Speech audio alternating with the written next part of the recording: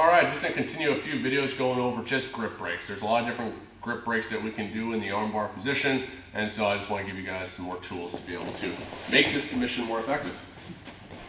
So as I said in a previous video, we preferably don't use your top leg to try and do grip breaks, because the top leg is here for posture control. As soon as it comes off of Kevin's face, I risk him being able to sit up, and we get into trying to battle for the arm bar from a bottom position rather than on top. So all the grip breaks that I'm going to be showing you guys is trying to keep the top leg on top of his head and using this bottom leg.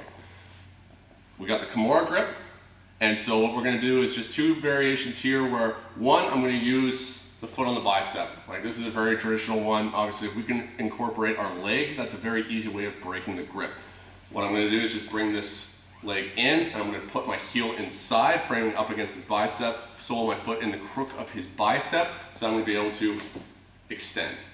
I'm going to try and keep my foot here on his forearm for a little bit longer. Doesn't give me the best shoulder isolation for the submission itself, but allows me at least the time to get the arm further away, so that then, regardless if I'm bringing it over top towards the triangle or bringing it back into his armpit, if he reaches for it at this point, it's too late.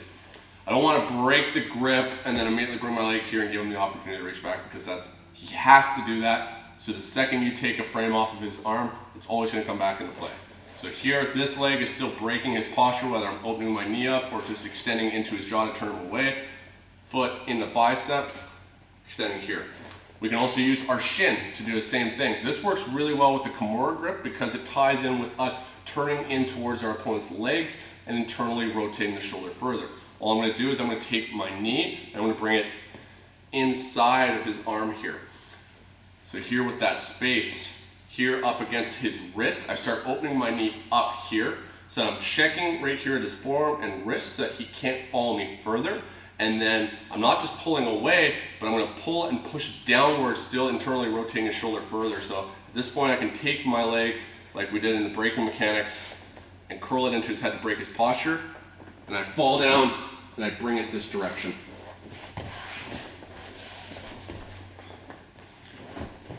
So here, regardless if my ankles are crossed or not, I bring this over top. I don't just turn him like this with my arm. I start turning my whole body and I bring my knee on the inside. And now from here, I start curling my leg, breaking his posture, and I just drop. I might even be able to drop here completely before I've actually broken his grip.